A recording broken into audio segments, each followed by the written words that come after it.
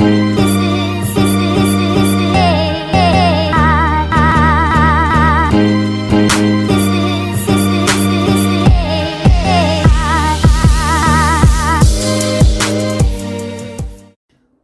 up, people? Anita here, back again with another video, and today I want to do a little bit something different. I know you guys remember when I was talking about books not too long ago, and I was telling you that I am on this journey to read some books that will help me get better with whether it's communicating. I was also trying to get into a leadership role, and I was just looking for help wherever I could get it because one, I was a mom full time.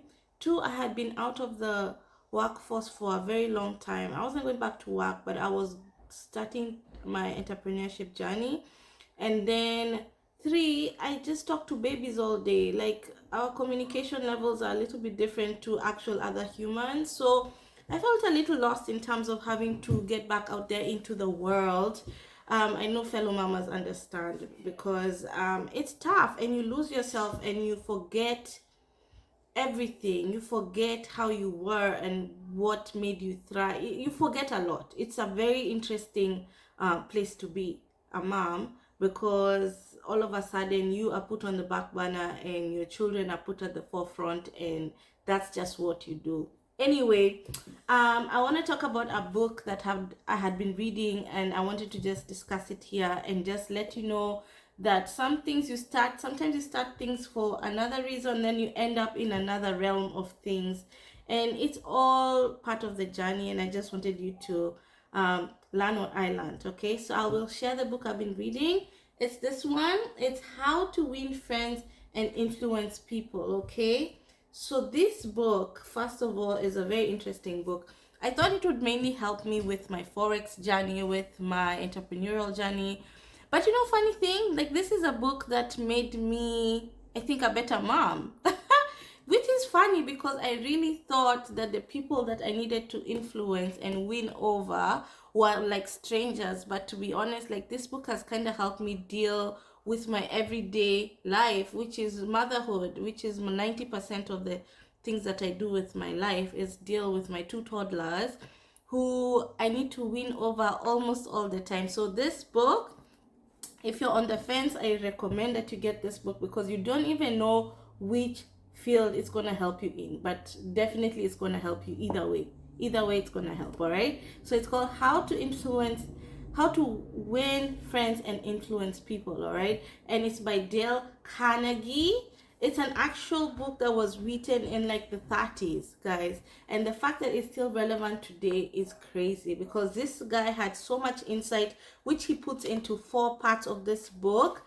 And if you're thinking of what you can get out of it, I can break down a little bit of it. I wrote down some notes. Obviously, when you're reading, you should have a notebook right next to you and write down as much as you can learn, but I'll try break down as much as possible. I have like notes and notes and notes on it, but I'll just try go through the basics. All right, so the first part of this group is all about, it's actually called, let me check, the book is broken down into parts, and the first part is all about fundamental techniques of handling people. Okay, so if you're ever wondering about how am I going to approach this person, how am I going to get this person to do exactly what I want them to do, how am I going to make this situation to have the best outcome for both me and that person, is, you know, they kind of teach you the fundamentals of analyzing a particular situation and knowing what that other person might want, so that way you can get what you need from that person. Okay, so that is part of influencing people and winning them over, is using honey. You know, that saying for it, that saying is actually like, if you want to gather honey, don't kick over the beehive. That's actually the saying.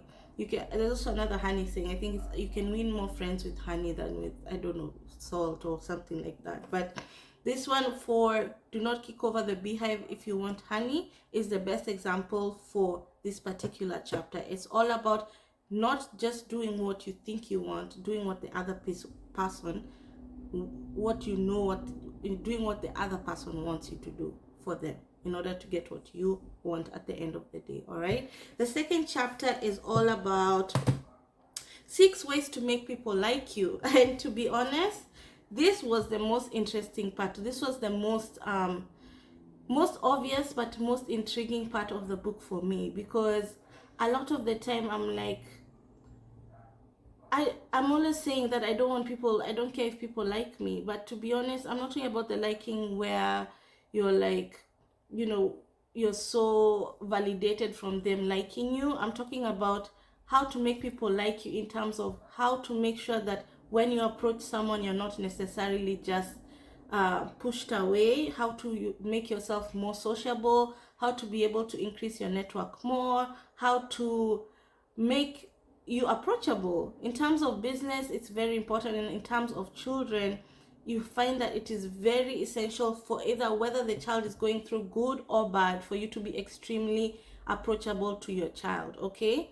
And what Carnegie talks about is literally ask questions and be genuine about it. For example, if you are at your dentist, that's one of the examples that they give, that if you're at your dentist, and when is the last time you asked your dentist why they got into dentistry?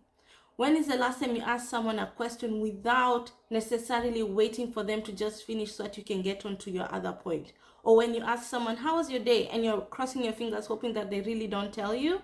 That is the opposite of what you do if you want people to like you. Okay. So 6 ways for people to like you. That chapter was very interesting for me in terms of even dealing with my child, because it's very hard to see things in a child's view, because you're not a child, and a lot of the time we have been or rather the whole notion of thinking like a child has been demonized. You're even told, why can't you grow up, like such things that demonize or like unglamorize the whole idea of being a kid is really depressing to me. But it's so hard to see in their eyes, because a lot of the time we were told to grow up. So everyone was telling you grow up. Everyone was telling you stop thinking like a child.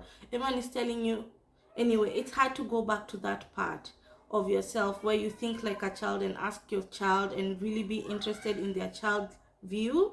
For me, it was very hard to go to, but after this book, it's much easier for me to actually conversate with my own children and actually be genuinely interested and not necessarily just zone out. I remember that meme where the child is literally trying to express themselves, and this lady is just pouring a glass of wine because of how long the child is taking to really communicate what they want to communicate. It's really funny. It's a good joke.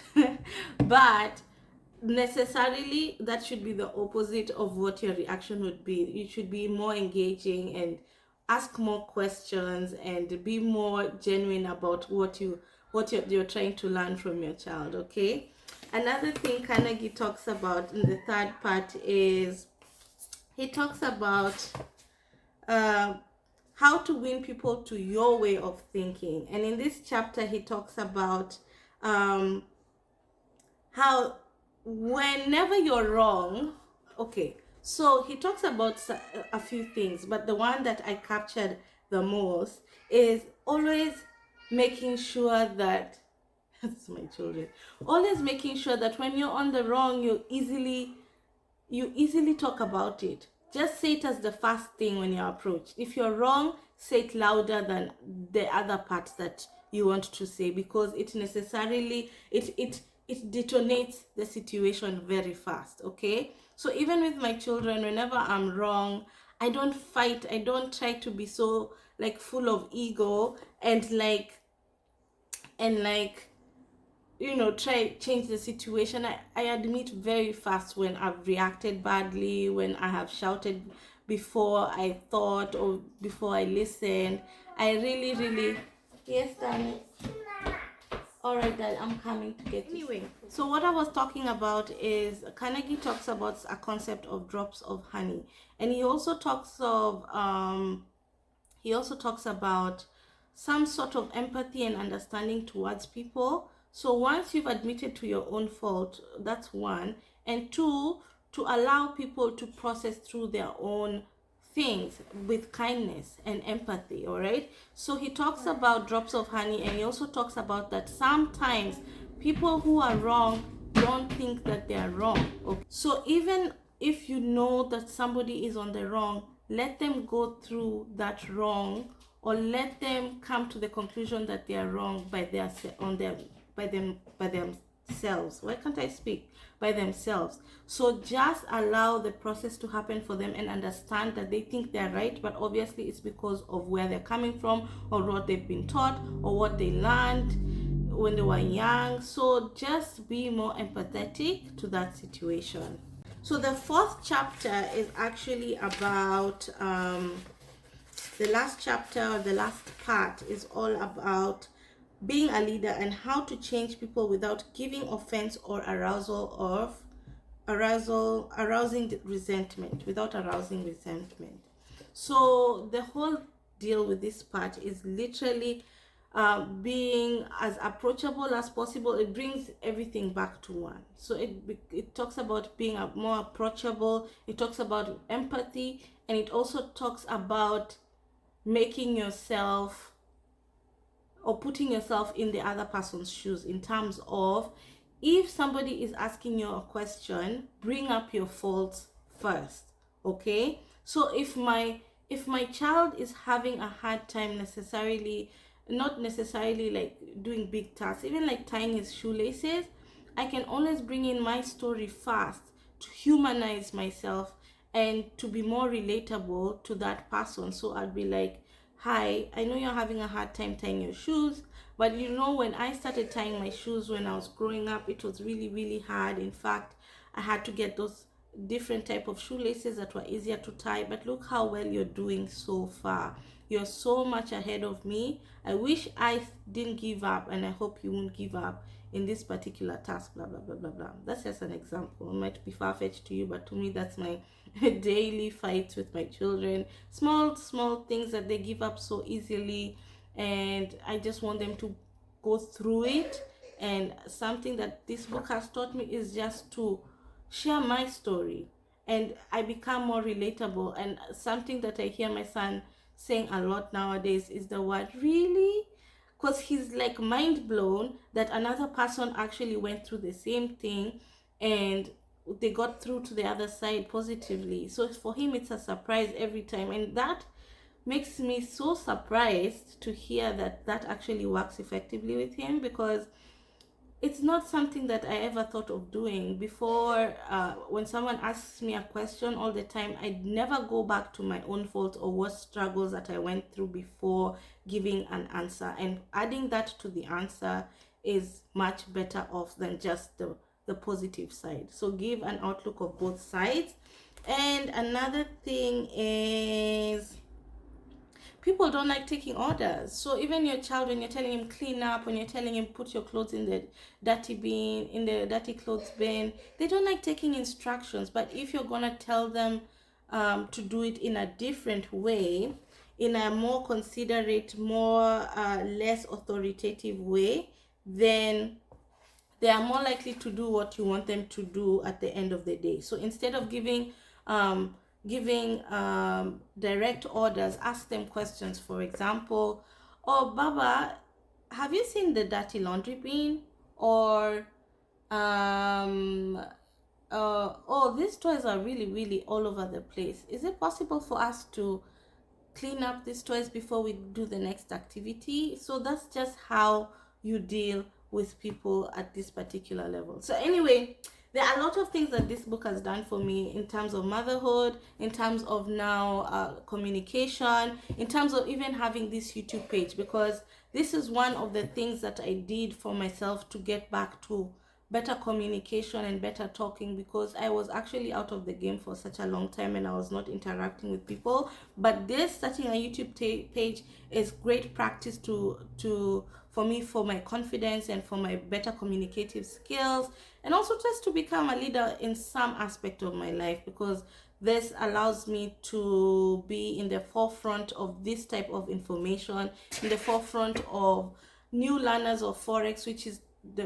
which is what I am. And I was looking for a space where I can lead in terms of knowledge and in terms of security for those who have so many questions, and information, just to be an information partner to those who really don't know about Forex. So that's why I started the page, for better communication, more confidence, and just to be a leader in terms of Forex information for the novice. Anyway, if you enjoyed that book review, let me know so that I can be doing more book reviews, because it's something that I started to do last year, reading books. And if you're into it, I can continue to do some book reviews for you. And I want to thank you for your time. If you have not subscribed and you have reached this far in the video, that means you liked it. So please give a thumbs up, subscribe to this channel, and if you dare, click on the notification bell, and you'll be told every time I have a video. And I just want to say thank you, peace and love, bye bye.